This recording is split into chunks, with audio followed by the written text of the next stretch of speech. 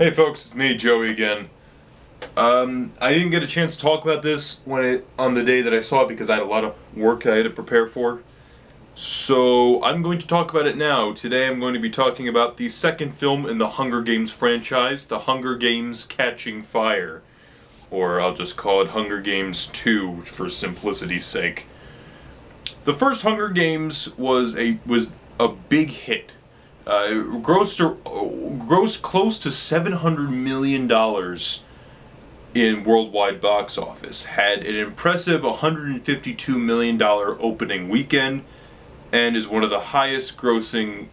Had one of the biggest opening weekends for a non 3D movie, which is really impressive. And this second film seems to be doing just about the same type of business. Might even exceed that by a little bit. It's hard to increase your audience like that, but I think this one's gonna make a lot more than the first one. I think it could maybe reach over 700, maybe closer to 800 million.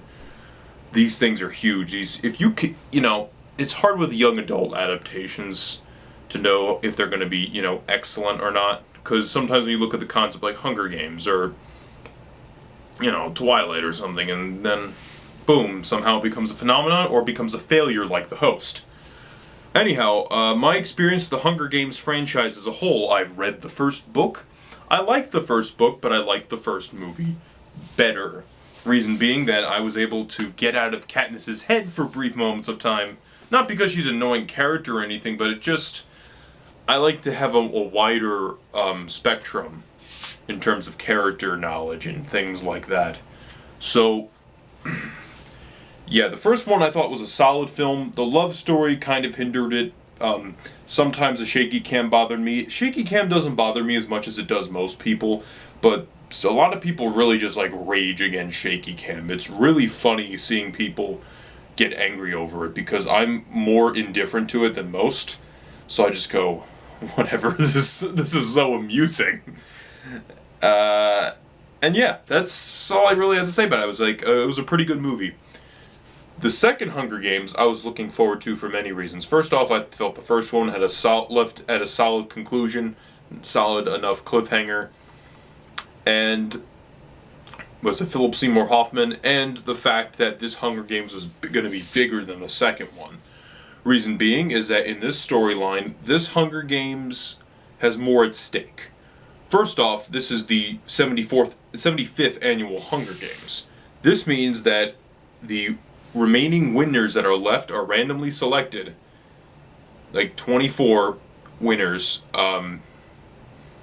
like they are in the Hunger Games. If you don't know the Hunger Games, 2 people from each of these districts go out and fight to the death, and then the winner gets riches and stuff. But the Quarter Quell, or every 25 Hunger Games, you have this battle where all the winners of a bunch of the winners of the previous Hunger Games fight each other. So this is much more challenging, and presumably the game board would be more challenging. And Philip Seymour Hoffman, his character, is the game master, the guy who makes the actual Hunger Games. And this Hunger Games is pretty intense. But even aside from the Hunger Games, things are bigger because this time around, the 12 districts want to revolt against the capital. Now, for some backstory for those of you unfamiliar with the Hunger Games, basically there was originally 13 districts. They revolted against the capital. The capital destroyed one of the districts and basically won the war. The capital then instituted the Hunger Games, which is a way of giving people, a way to remind them, that the capital is kind of merciful, but at the same time, don't mess with them. And every year, two people from the ages of 12 to 18, yes, that young, 12 to 18, to go out to the Hunger Games, train, and then fight to the death. That is pretty intense stuff right there, folks. So, this time around you have, more mature Hunger Games players. You have older Hunger Gamers, I guess you could call them. But the other thing with the stakes, though, in this is that at the end of the first Hunger Games, just a little spoiler alert, it's not really a spoiler because they're both alive in this one. Katniss Everdeen, the main character, played by Jennifer Lawrence, and then Peeta Mellark, played by Josh Hutcherson, have an act of defiance where they are going to eat berries because they're the last 2 remaining people, and they're going against the capital. Now, people view this as like, oh, it's like a love story. They'd rather die than, but really it was just to, give a middle finger to the Capitol. And the Capitol realized this. However, because the way the Hunger Games universe is set up is interesting, because it's like the Hunger Games has become like a reality TV show, like American Idol or Dancing with the Stars, where you get to know these people. And basically, Peeta Mellark and Katniss Everdeen become an item, and they get into a relationship, even though they particularly don't care for each other. And Katniss likes another guy played by Liam Hemsworth, who is Thor's brother. Not Loki, but like he's Chris Hemsworth, Thor's brother in real life. So that angle was one of the elements that I criticized Josh Hutcherson. Because the material, wasn't the greatest thing ever, but in this film, he really steps up.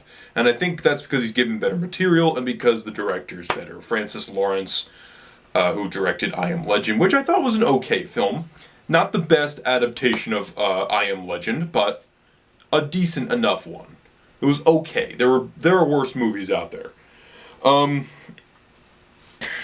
Also, obviously Jennifer Lawrence is spectacular as this character. It's like her defining character. Why this is amazing though, because the way this works, it's like the people from the districts believe that they're like, no, you have to be our leader for this rebellion, and Katniss has to appease to the president, otherwise he's going to kill more people in the districts and potentially kill her, Katniss's family. And that. It makes the stakes are bigger in this one, even though there's a lot more comedy. I laughed more in this one. There's also there's more hopeless moments in the film. And the action is bigger, the action is better, you can see what's happening on screen. I care about what's going on screen. I was genuinely, there's a twist that happened that I was somewhat surprised by. And I really like the way this movie ended. And where it ended, I'm like, I can't wait for parts 3 and 4, because the third book's going to be split into 2 movies. What I'm going to say for you is this. If you want to watch the first Hunger Games, it's on Netflix, or you can rent it somewhere. I don't know. Blockbuster's dead, so there you go. But I like the first one, but this one really makes watching the first one worth it. This movie is excellent, and in my opinion, is one of the best movies I've seen this year. Really, genuinely a great blockbuster. And I'm really excited for 3 and 4, even though it might not be as good. I'm still excited for what other adventures are in store for Katniss Everdeen and her friends. Other than that, I'll see you guys later. Peace.